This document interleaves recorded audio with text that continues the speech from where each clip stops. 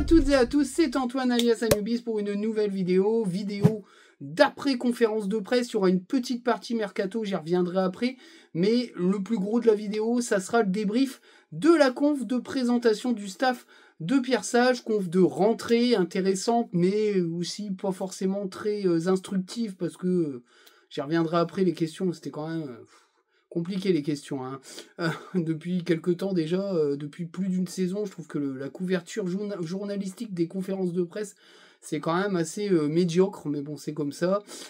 Et puis voilà, on conclura un petit peu tout ça, je donnerai un peu mon avis là-dessus. Mais c'est le gros de la vidéo, beaucoup de conf, un peu de mercato, d'indiscrétion, et puis conclusion, c'est parti pour l'après-conf.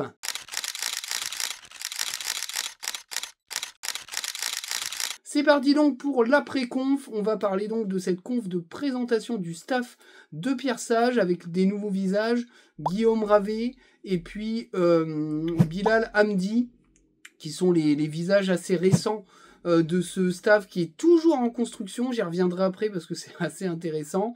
Il y avait bien sûr Cédric Berthelin et Sikora qui était là, et bien sûr Jamal Alioui, pardon, excusez-moi, et bien sûr Leka était là, Jean-Loulou Leka en charge du sportif, en position de directeur sportif. Il y avait du beau monde à table, et donc cette conférence de presse était assez attendue. On avait envie de savoir un petit peu ce qu'il allait advenir de ce mercato assez particulier, hein, qui surfe sur le mercato de l'année dernière, c'est-à-dire un mercato avec l'incertitude des droits TV, avec un 18 mois de gestion calamiteuse qui nous pèse encore sur le dos et qui pèse encore sur ce mercato. C'est quand même assez compliqué, mais on a pris quand même un petit peu certaines choses. Alors, dans la présentation de Guillaume Ravet a donc été présenté comme le nouveau directeur de la performance, assez aligné sur Pierre Sage, semblerait-il, dans leur discours. Vraiment dans la gestion du physique, etc. Ils sont vraiment assez alignés sur la manière de procéder au niveau des entraînements, avec des entraînements très proches du niveau d'intensité de match. Et ça, Ravet va le gérer avec Pierre Sage. L'intronisation de Bilal Hamdi. Donc Bilal Hamdi, il est éducateur depuis une bonne année à Lens. Alors, il était à Arras en même temps. Enfin bref, il avait deux carrières simultanées de joueurs en fin de parcours et puis d'éducateur. Des très bons retours au niveau des parents. C'est quelqu'un qui est très motivé, c'est un passionné de foot. Il a croisé Pierre Sage à Sedan quand Pierre Sage était directeur sportif. C'est quelqu'un qui a été validé très rapidement par Pierre Sage. Une volonté aussi de Leka de doubler un petit peu les porte-voix du club, c'est-à-dire Sikora, hein, qui lui est en lien avec la formation, qui reste encore dans son rôle de post-formation, etc., de lien avec les jeunes. L'éducateur Bilal Hamdi et Alioui, qui est quand même aussi un référent jeune, hein, qui est très orienté jeune. Donc tout ce staff-là est quand même orienté post-formation. C'est très intéressant, on le verra dans la suite de mon analyse de la conférence de presse, ça fait sens. Cédric Berthelin est là pour encadrer les gardiens, entre autres, a dit Pierre Sage. Mais ce qui est intéressant dans la conférence de presse, et c'est là où c'est assez marrant, parce qu'on sent que Leka est un novice dans ce qui est conférence de presse, médiatique, etc., c'est quelqu'un qui a du mal à être impassible à ce qui se dit autour de lui. Il a rigolé beaucoup à certains trucs, des petites blagounettes, mais aussi des réactions faciales qui ne trompent pas. Quand Pierre Sage dit à cette heure, le staff n'est pas encore complet, il restera un membre du staff, on a vu le visage un peu fixé de Leka.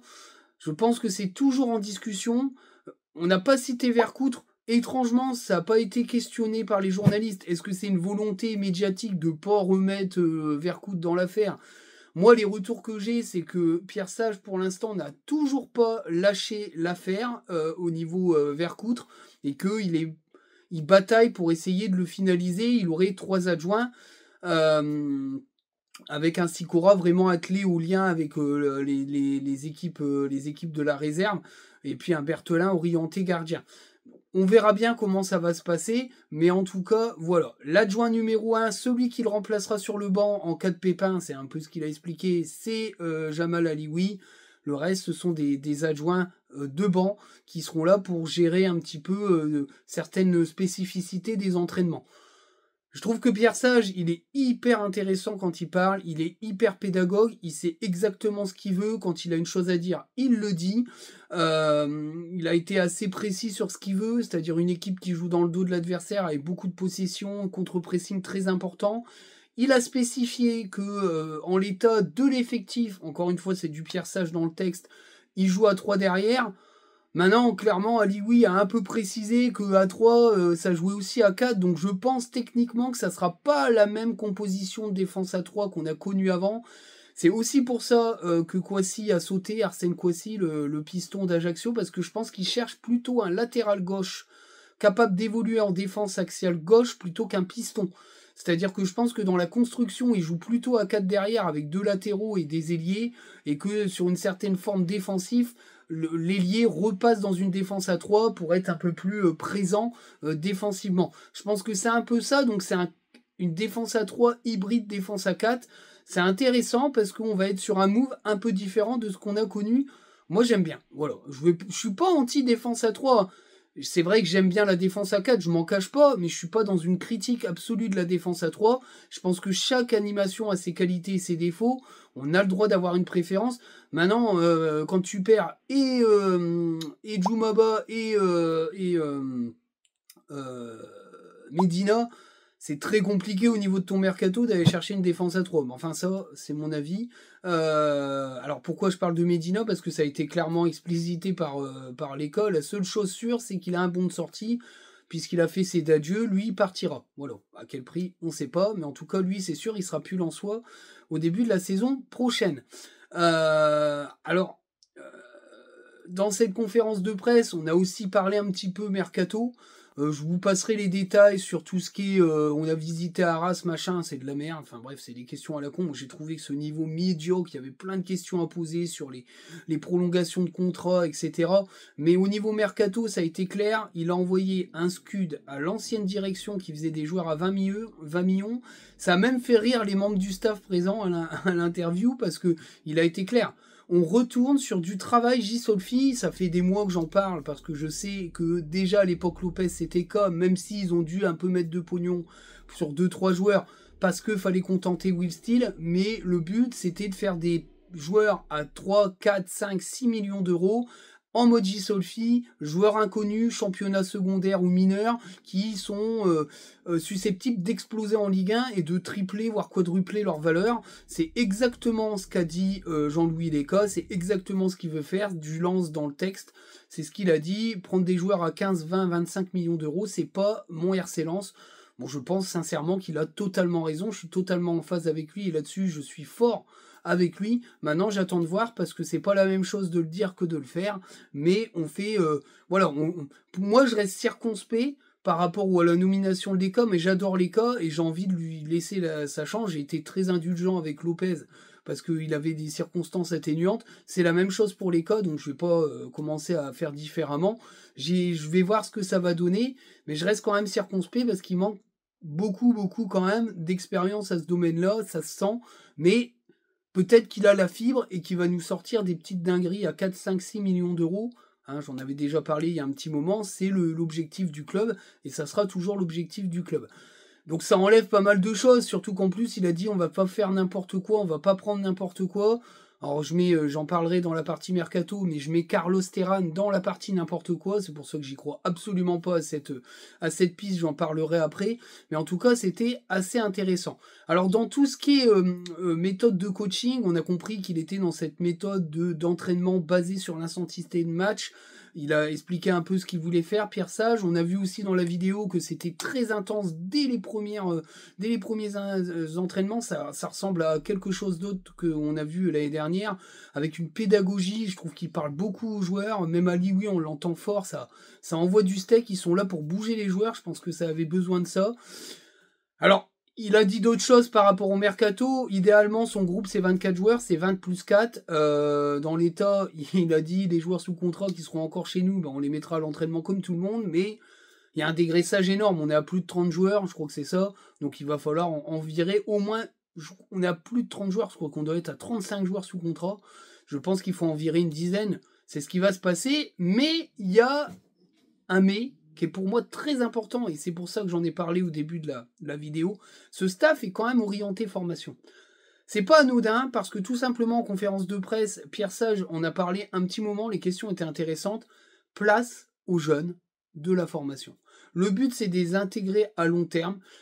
Il a été clair, Pierre Sage, il y a des joueurs qui ont été prêtés et qui seront dans le groupe pour jouer en Ligue 1. Voilà. Alors, moi, j'en avais parlé, je le réitère ici, parce que c'est toujours les infos que j'ai pour le moment. Bermond, Gagnou, ça a fait vraiment tilt. Ils ont été très bons à Annecy, les retours d'Annecy ont été très forts. Et d'ailleurs, le coach d'Annecy aurait voulu les récupérer, mais ça va pas dans ce sens-là. Fodé-Silla a été très intéressant dans son prêt en Suisse, où il a pris un peu de temps, mais au final, il est monté en puissance, il a été titulaire à chaque match. Et d'ailleurs, il a été plutôt intéressant en équipe de France aussi, où je trouve qu'il est vraiment fort. Lui, il fait partie du lot aussi de ces joueurs-là qui vont sûrement rester. Diliwidi, j'ignore son destin. Alors, il y avait beaucoup de jeunes sous contrat qui étaient présents à l'entraînement, notamment Ryan Fofana, etc. Il n'y avait pas Capuano, alors on ne sait pas trop ce qu'il en est. On espère qu'il va signer un contrat pro et être prêté dans la foulée, parce qu'il a un nombre de candidats de clubs qui voudraient le recruter. Il a fait une super saison. J'ai du mal à croire que le club ne le signe pas pro.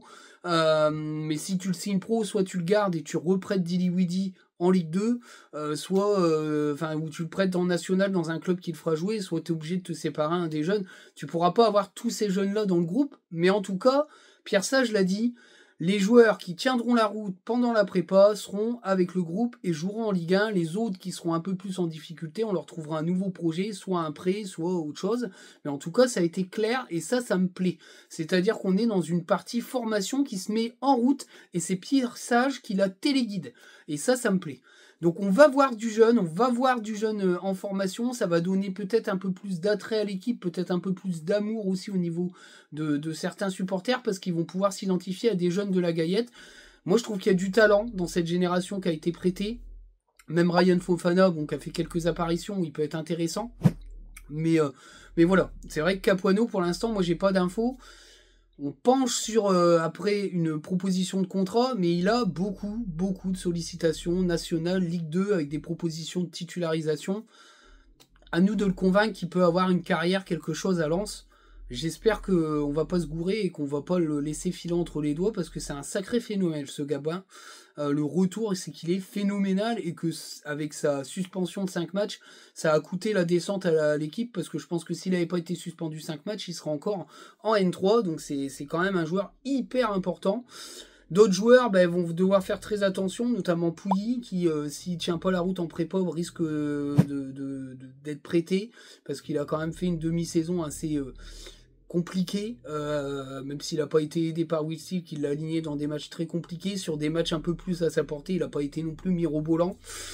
Donc voilà, à suivre quand même, mais en tout cas, place aux jeunes. Donc il y aura des jeunes dans ce groupe, ce qui veut dire aussi que le recrutement ne sera pas aussi faramineux en nombre de joueurs qu'on pense. Je pense qu'il y aura beaucoup de départs, de l'inclusion de jeunes et quelques recrues. De toute façon, le mercato est clair pour le moment, il n'y a que 2 pistes, c'est défenseur axe-axe, donc c'est le remplaçant de Jumaba, et un gardien. Alors, j'en parlerai après dans la partie mercato, mais Yevan Diouf a été cité par les journalistes et pas Carlos Terran, donc ça donne un peu... bon voilà. Il a été vraiment validé par Jean-Louis Descas en mode il est sur la liste, mais il y a d'autres gardiens, c'est normal. Mais en tout cas, voilà. Bon, je vais en parler dans la partie mercato après, mais c'est vrai que il fait partie des joueurs qui sont ciblés à ce poste-là. Voilà. Mais il n'y a que ça. En fait, le problème, c'est que, on le dit depuis un moment, sans dégraissage, il n'aura pas d'arrivée. Voilà. Non pas que c'est financièrement obligatoire de vendre, mais c'est surtout au niveau sportif.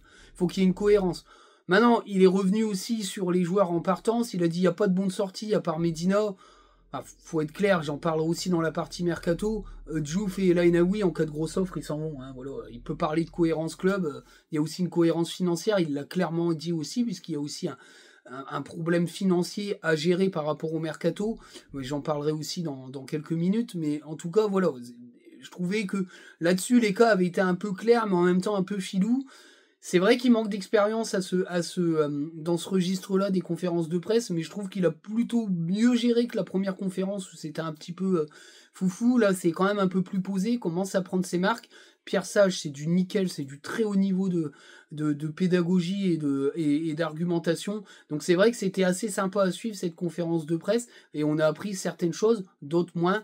Mais en tout cas, voilà, on a vu l'ensemble du staff -1, puisqu'apparemment Pierre Sage veut un autre adjoint. Je ne sais pas si c'est Vercoute, mais moi le retour que j'ai, c'est qu'il n'a pas lâché l'affaire. Donc voilà un petit peu pour la conférence de presse. C'est pas non plus un milliard de choses à dire, mais c'était assez intéressant. Voilà. On va passer à la partie mercato avec quelques petites indiscrétions, puis je reviendrai je commenterai quelques rumeurs qui sont apparues par-ci par-là. Voilà, c'est parti pour la partie mercato.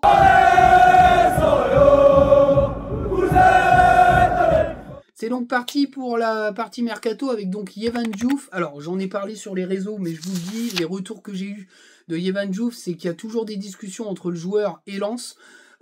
Faut savoir que en cas de départ de Reims, parce que je dis en cas de départ de Reims, c'est même pas sûr qu'il parte, parce que si Reims est maintenu en Ligue 1 et que l'OL est rétrogradé, il n'est pas forcément contre rester une saison de plus, puisqu'il restera une saison de plus en Ligue 1, il aura le temps de voir après. Mais en tout cas, en cas de départ, il prioriserait le Racing Club de Lens, le projet lui plaît, le stade, enfin voilà, il a vraiment tout validé globalement dans le projet lensois. Maintenant, il y a deux problématiques. La première, c'est son prix.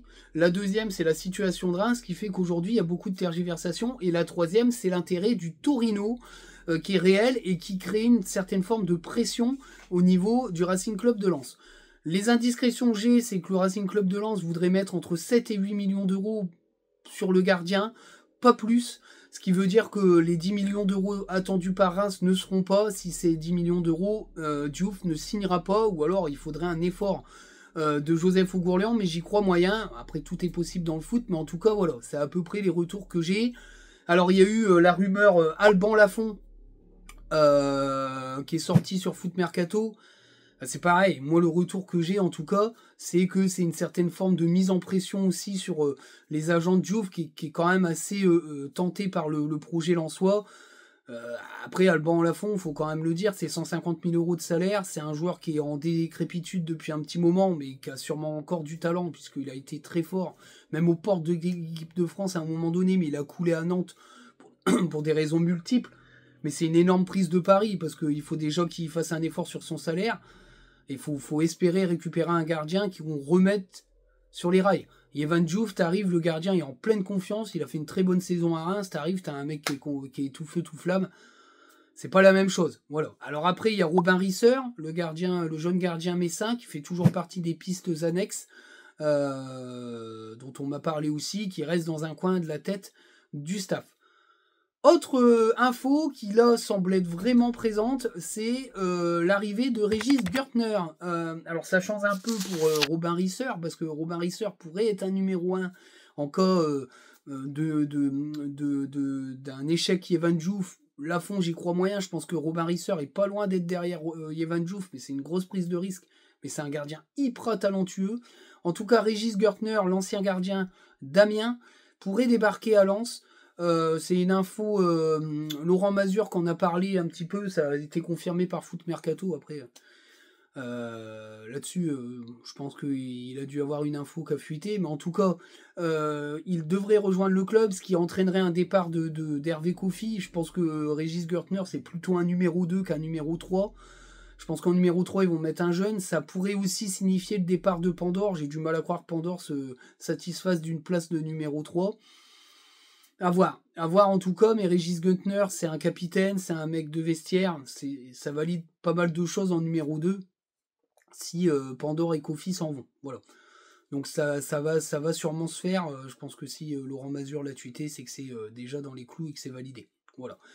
C'est la seule arrivée qui va sûrement être officialisée d'ici quelques jours, après il faudra prendre son temps.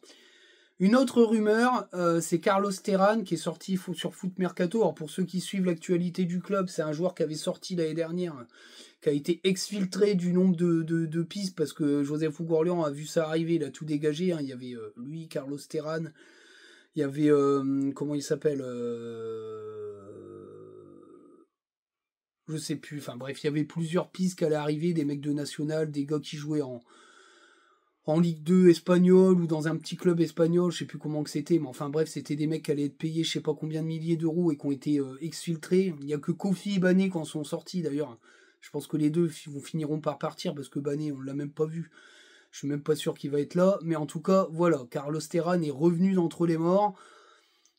Les retours que j'ai, c'est que ça fait quand même rire un peu au niveau du staff et ça étonne fortement parce que tout le staff n'est pas au courant des joueurs qui vont arriver. Mais en tout cas, l'évocation de Carlos Terran a fait un peu rire au niveau du staff parce que ça les faisait déjà rire l'année dernière. Alors là, cette année, ça les fait autant rire. Sincèrement, il a pas le niveau. C'est un mec qui n'a pas joué depuis des mois. Il est tout le temps blessé. Il a absolument pas le niveau pour jouer en Europe. Il a absolument pas le niveau pour jouer dans une défense à 3 où ton axial est quand même un de tes meilleurs relanceurs de l'équipe. Lui, il a absolument pas doué pour faire ça. C'est un Golgoth. Moi, j'y crois absolument pas. Pour moi, c'est un écran de fumée. Ils vont faire quelqu'un d'autre parce qu'ils cherchent un axe. Mais en tout cas, ouais, c'est catastrophique. En vrai, j'ai du mal à y croire. Alors, voilà un petit peu pour les rumeurs. Pour le reste, El Ainaoui et Diouf, moi je pense qu'El Ainaoui sur le départ, il a trop de prétendants pour prolonger. Je pense qu'il veut partir. Et quand la Juventus vient toquer à ta porte, t'écoute de manière extrêmement forte. Je pense qu'on arrivera à faire un gros billet dessus. Andy Diouf, je pense qu'il y a des intérêts en Angleterre. J'ai vu quelques tweets là-dessus. Moi, je pense que si un 25 millions d'euros est mis sur la table, je pense qu'on pourrait perdre nos 3 bankable sur le même mercato. Voilà. Alors après, c'est un avis perso. Mais c'est un sentiment perso. Pour le reste, j'ai pas de retour, si ce n'est que El Ainaoui est pour moi beaucoup plus sur le départ qu'Andy Diouf, qui est pas contre rester une année de plus. El Ainaoui, depuis qu'il est revenu de Monaco, il a souhaité qu'une chose, c'est partir du club. La famille pousse à mort, en parlant de salaires irrespectueux, etc. Alors ça peut s'entendre, mais personne va s'aligner sur des salaires à 150-200 000 qui vont être sortis armés par la Juventus. C'est ciao bye bye. Moi je pense sincèrement qu'il va partir. Voilà. Après, on verra bien, mais pour moi, l'avenir d'El Ainaoui ne s'inscrit pas en sang et or, malgré tout ce que les autres veulent. En tout cas, voilà, les indiscrétions par rapport à El Ainaoui, c'est que je pense qu'il va partir, parce qu'il y a trop de prétendants et qu'ils ont des salaires sur lesquels Lens ne peut absolument pas rivaliser. Le reste, il n'y a rien. Hein. C'est le cameux plat, parce que la priorité, c'est gardien, défenseur central. Pour que ça recrute, il faut que les indésirables soient partis. Il y en a beaucoup d'indésirables dans ce groupe. Notamment Abdul Samed, Fujini, Saïd, des mecs qui n'ont pas encore prolongé, qui du coup seraient sur le départ, notamment Sotoka, qui s'ils ne prolongent pas, ils vont chercher à trouver une porte de sortie, parce que 110 000 euros pour squatter le banc, c'est un peu compliqué. Machado, s'il n'est pas prolongé d'ici quelques semaines, ça risque d'être compliqué aussi, il va partir. Alors au niveau des rayons blessés, l'info c'est que Rémi Labolascari, il en a encore pour un bon mois, il sera peut-être là pour le 2e match de prépa, je pense pas qu'il sera là pour la Roma, je pense qu'il sera là pour Leipzig. Pour ce qui est de Johanner Chavez, il n'est pas prêt de revenir, hein, parce que là, il va pas revenir à la course tout de suite, il est en rééducation, donc il y en a pour quelques semaines, voire quelques mois. Je pense qu'il mettra un pied sur une pelouse fin août, début septembre. Le temps qu'il s'entraîne et tout, je pense qu'il sera pas là avant octobre-novembre, donc t'as plus de latéral gauche, quoi. Donc c'est un peu compliqué si Machado s'en va. On verra un petit peu, mais pour l'instant, il n'y a rien qui filtre. Hein. J'ai fait quelques vidéos scouting parce que j'avais eu des listes qui étaient plutôt des listes Lopez. Là, c'est un peu plus compliqué, à moins qu'on vienne me donner quelques infos par rapport à ça. Pour l'instant, tout est mis en stand-by parce que c'est pas la priorité de l'école. La priorité de l'école, c'est faire du dégraissage. Et c'est surtout de trouver ce fameux gardien et ce fameux défenseur axial axe. Et je pense que ça va avancer comme ça. Après, une fois que ça va dégraisser, on en saura de plus sur la suite de ce mercato. Voilà un petit peu pour les infos mercato, l'actualité. Mercato, c'est parti pour la conclusion et la projection.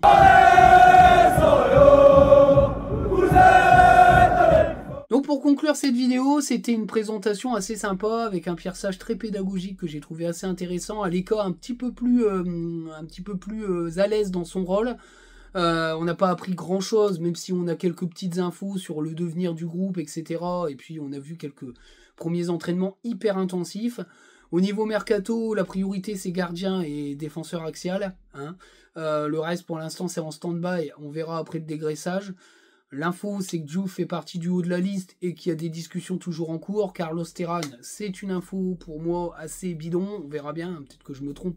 Mais en tout cas, ça n'a pas l'air de transcender le staff, donc je pense qu'à mon avis, c'est un peu foireux. On verra bien, hein, mais je trouverais ça un peu suicidaire de mettre un mec axial qui n'a pas les qualités pour jouer axial dans une défense à 3. Enfin, soit.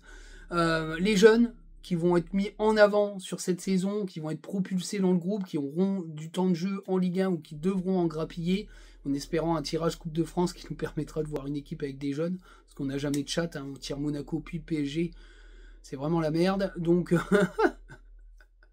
ça fait chier, mais on espère qu'un jour la Coupe de France nous permettra de faire au moins 3 tours, en ayant des équipes abordables, mais enfin bon, je vais dire ça, puis on va se taper Marseille dès les premières hectopascales de la Coupe de France, hectomètres de la Coupe de France, donc on verra bien. Bon, après, Marseille n'est pas dans notre groupe de tirage, donc je dis des conneries, mais on va se taper Lille ou Paris, tu vois, ça va partir comme ça. Enfin, bref, je fais un peu d'extrapolation, mais en tout cas, voilà, c'était intéressant.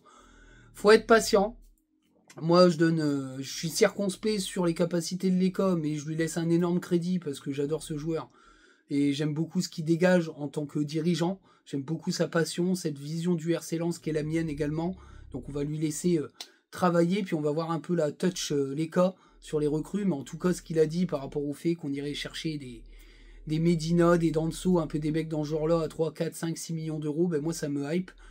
Parce que ça veut dire qu'on va aller chercher des mecs sous le radar et des mecs pas connus. Et je pense que c'est ça qui va se passer. Donc c'est plutôt intéressant.